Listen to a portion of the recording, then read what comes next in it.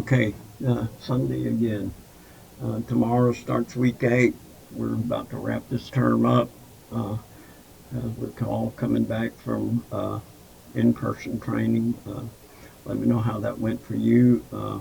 You guys that went to Georgia, I'm sure they had some exciting things for you to do.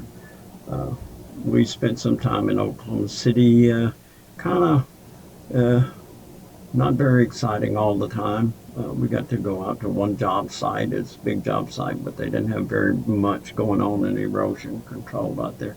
But we did have some good class time. Got on the equipment for a little bit. Knocked out a couple of problems in hydraulics that are forthcoming for us all. So it helped me to bounce things off a couple of students. And all in all, for me, it was a good experience, and I'm hoping it was for all of you guys. Worth the time. Time to get back to the business as usual. Week 8 again starts. I think the September the 3rd is the due date for all your assignments, and that's what this video is about. The tailgate, we'll talk a little bit about that, and we'll talk a little bit about the weekly assignment here. So let's open this tailgate and I'll show you. Let me hold on. Let's look at this first so we can see if the objectives are in there. Yes. This is a little bit of my focus is I want you to, these things, this will be coming up in an assignment at the end of the module. You need to know about a prime mover.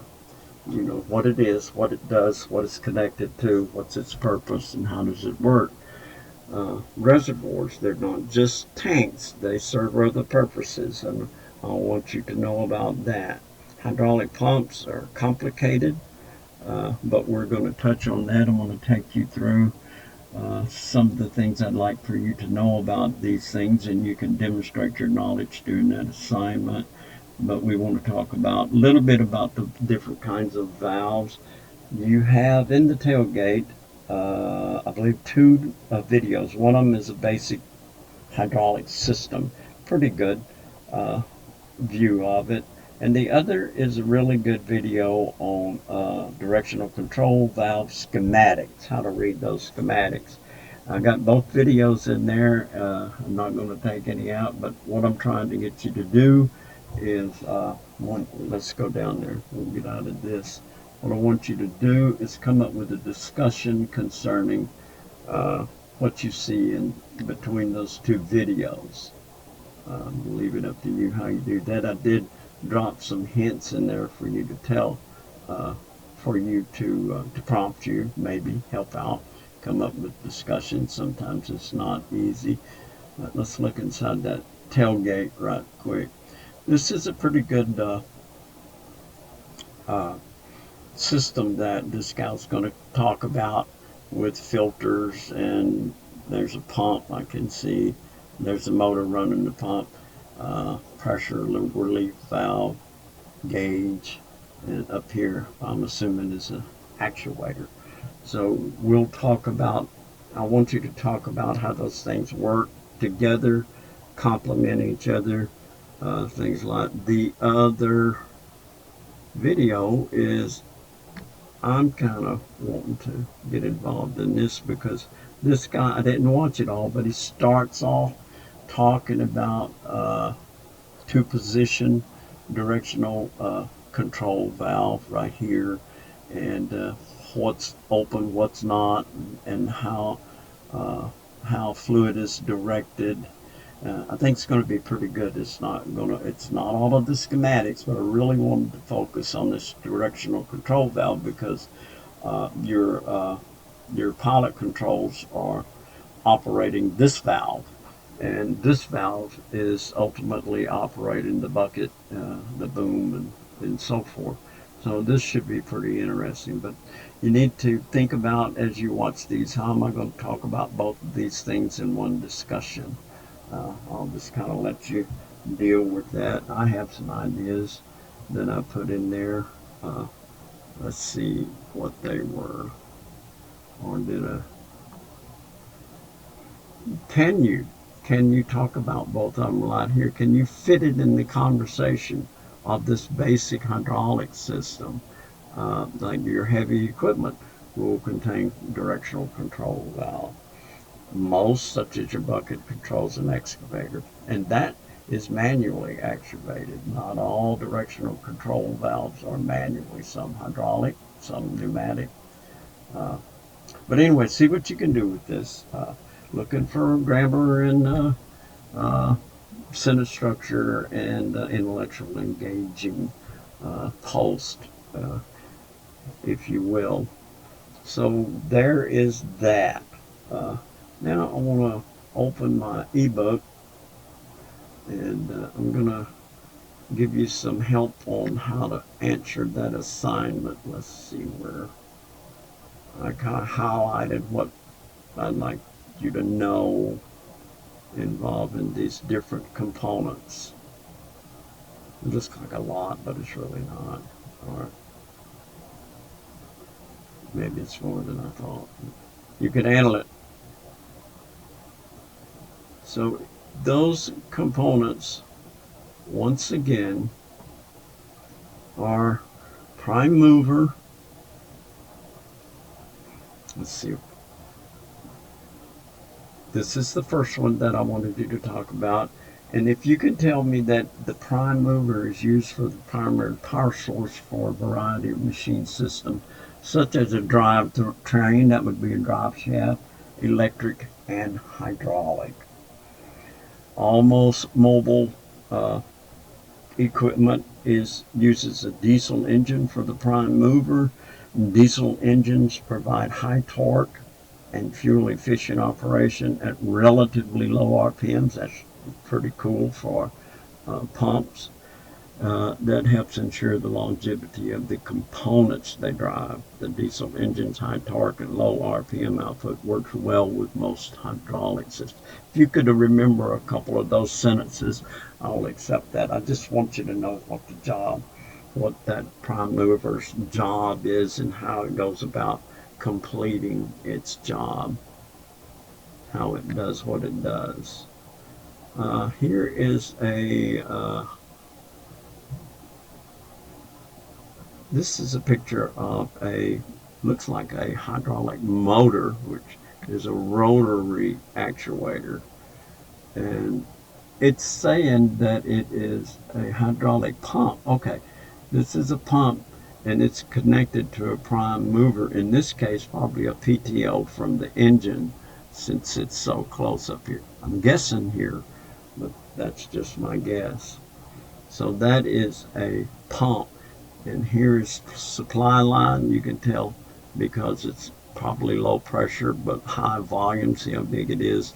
And then these lines here are high pressure, low volume, coming off to provide the pressure to the actuators. And here's a look from underneath. Again, there's your pump, and it looks like it's mechanically. I don't know what happened here. Unless that's an oil filter taken off. But this is probably mechanically operated from the engine, which is more toward the front here. So moving on from that pump to reservoirs, as I think I said, this thing does a lot. It holds excess hydraulic fluid to accommodate the volume changes in the cylinder. As you recall, when you have a big cylinder, it's going to take up a lot of fluid. So the tank makes sure that we don't run out of fluid.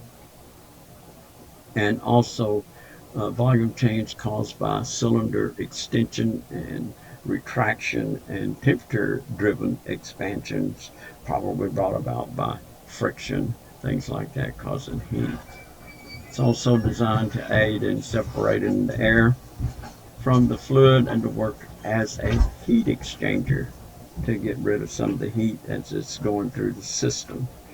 The heavier contamination particles also settle out in the bottom of the reservoir tank. Some reservoir tanks have a baffle, if you will, maybe in the center where it comes in, it has to go over that baffle to get to the exit here, and as it's going over there, it loses some of the particles along the way. So it helps with contamination as well as providing a supply of hydraulic fluid.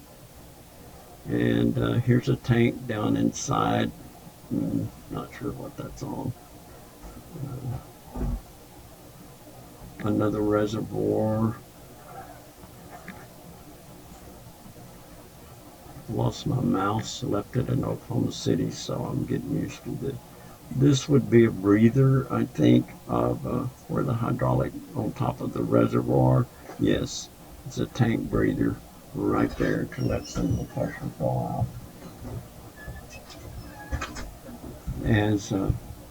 As heat rises and pressure increases inside the tank. It talks a little bit about pressurized tanks, but I'm not going to get into that. They just ensure continuous flow, basically. So here is a tank with a sight glass, and like when you're doing your PM, preventive maintenance checks, you want your fluid usually in the center of that glass on a cold start. Now getting into the pumps, I've got a little bit of stuff highlighted I'd like to hear in your responses in the assignment. It converts mechanical rotary motion from the prime mover, which could be an electric motor or internal combustion engine, to hydraulic power to operate the system. Hydraulic pumps produce the oil flow that is needed to move actuators, cylinders, or motors.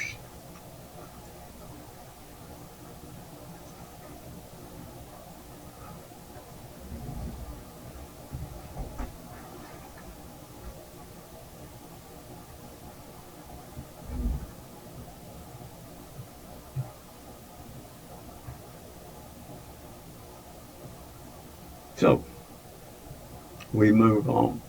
Did I miss anything? To move actuators, cylinders, and motors. Moving on here. There are two basic categories of hydraulic pumps. There's non-positive displacement, and then there's positive displacement.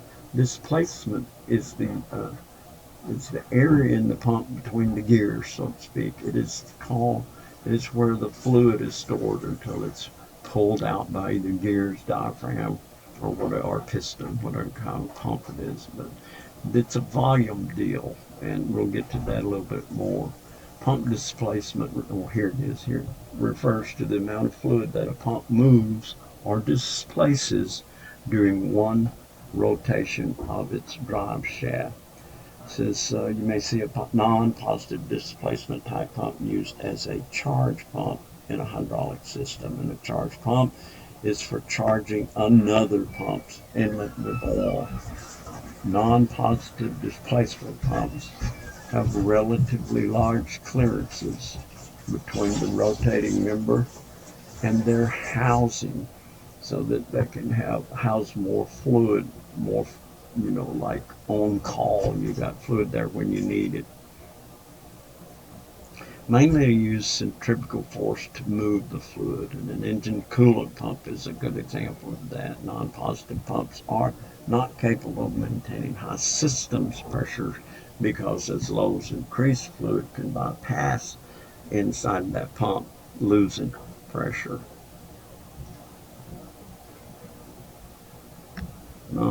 Non-positive displacement type pumps are used for mobile equipment because they provide flow whenever they are turning and constantly back up the flow of the oil leaving the pump. As the actuator loads increase and the system pressure increases, positive flow is needed to overcome. You got to keep pushing to overcome the load and keep the actuator moving, or move the actuator. These pumps have real close tolerances and are really expensive. Move along here to what's next. Fixed displacement. Those are they produce the same volume output per revolution, whereas variable displacement pumps can vary their output. Gear type pumps are always fixed displacement type pumps. For example, if a fixed displacement pump has a displacement of 25 cubic centimeters per revolution and turns at 1,000 revolutions per minute, it will, in theory, produce a flow rate of 25 liters per minute. Now, where in the world did that liters come from? Well, you got 25 cc's per revolution. You've got 1,000 revolutions per minute. So 25 times 1,000 is 25,000. A liter contains 1,000 cubic centimeters. So divide that 25,000 by 1,000, and there you have it. You converted it to liters, and then that's where the 25 liters come from. Another example down here is right here is a 5. This is a smaller 5 cubic inches per revolution and turns at 1,000. So we have 5,000 revolutions per minute produce a theoretical flow of 21.6. How come? Because we've got this 5,000, and there's 231 cubic inches in a gallon. So take that 5,000, let me take that 5,000 and divide it by that 231 per gallon. Oh, that's not a channel changer. I thought it was my calculator.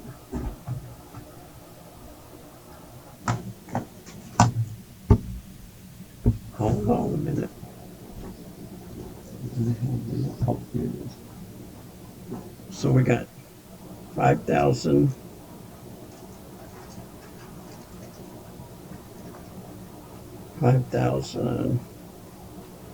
divided by 231 equals, I've got 21.64, they got 21.6 gallons per minute.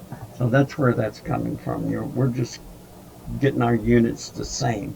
And to get there, though, you'll go through some rather high numbers, but by the time you do your conversions, the numbers get back down there where they're easier to manage. So let's move on, and let me round up my cursor there. So we get into pump types. There's two, let's see, a variety of hydraulic pumps. Several factors influence why you would get a certain kind of pump. Gear pumps are the simplest in design. They only contain two moving parts, and there are two types of gear pumps. There's an internal gear and an external gear pump. The external gear pump are most common and have two gears with equally spaced teeth on the outside of their shaft that rotate inside the pump. One gear is driven by a splined or teeth shaft, and that it is driven and drives the second gear inside the pump. Gear pumps are simple. They contain two moving parts. They're gear driven, and that's about all I need from you on that.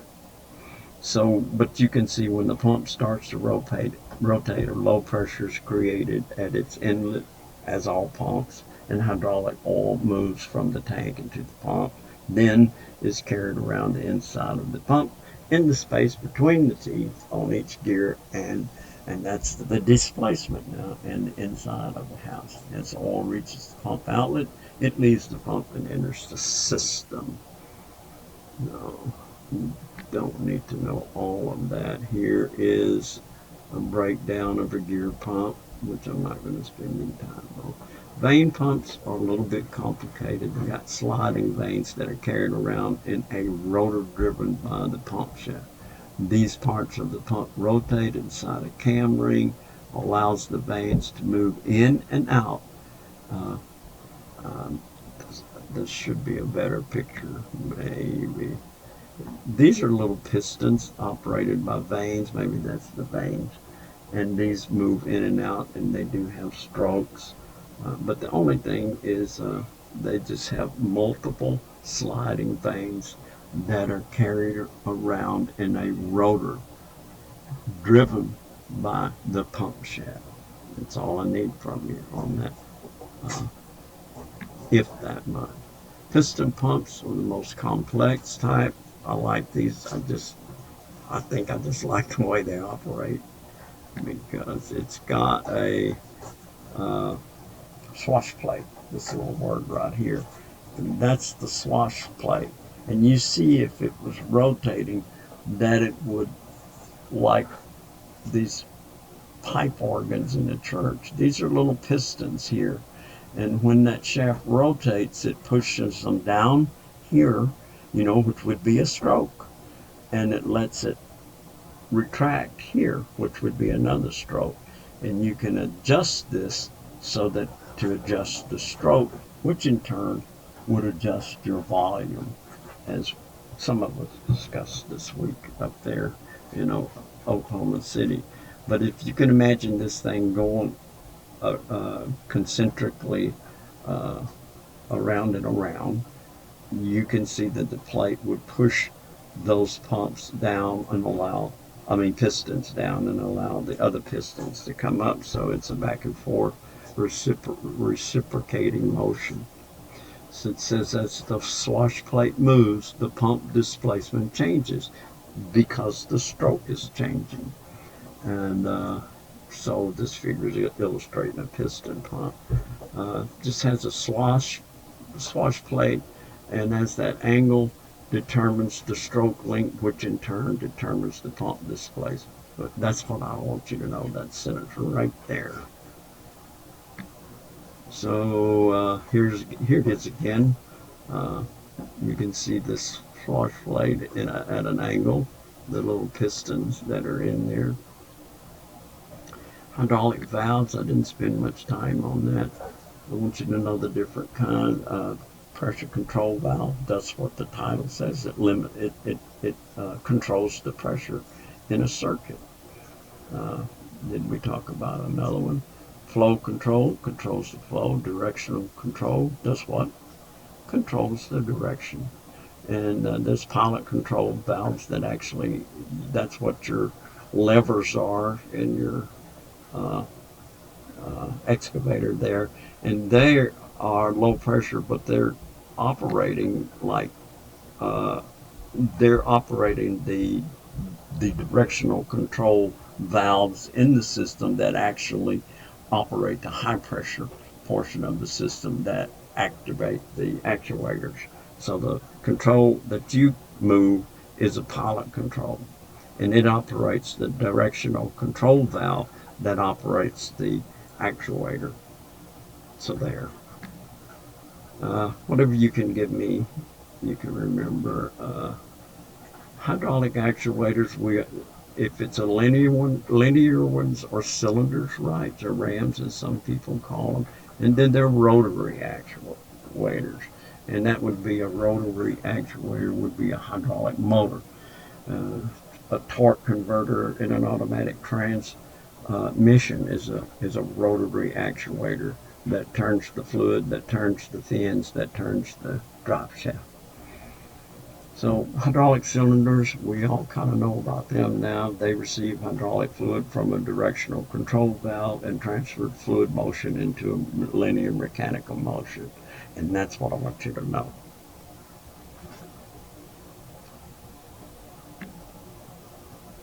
Let's see, I'm not going to talk about that anymore, I don't think. There's a hydraulic cylinder.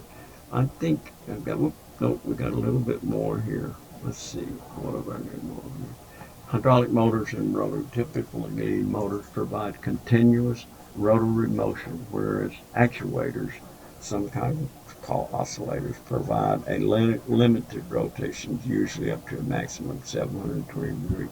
I don't need you to get into that, but I do need you to know this, that a hydraulic motor or actuator is similar in construction to a pump, but the pumps convert mechanical rotary motion from the prime mover to hydraulic. They're calling it power. That's okay. The rotary actuator reverses the process by using the hydraulic power to create rotary mechanical motion, i.e. the drive shaft I was talking about a while ago.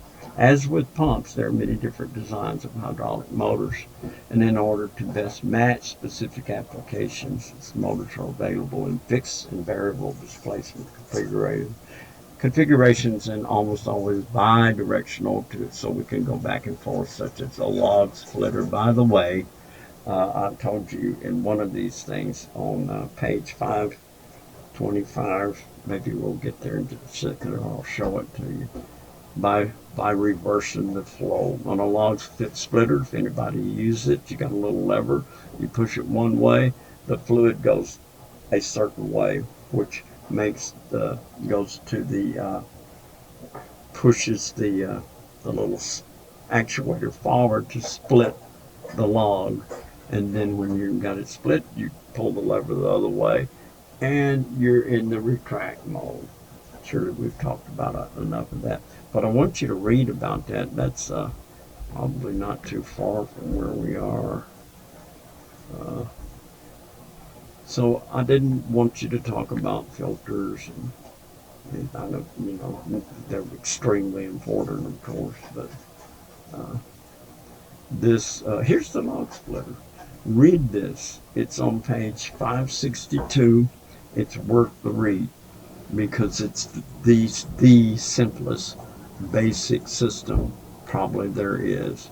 And it has a pump, it has a reservoir, it has a actuator which pushes, it's a piston that pushes this thing, the log against this blade, and it splits it, and then you reverse the motor and it retracts. So you got your everything we've talked about in this one little simple design here, which is the very basic system.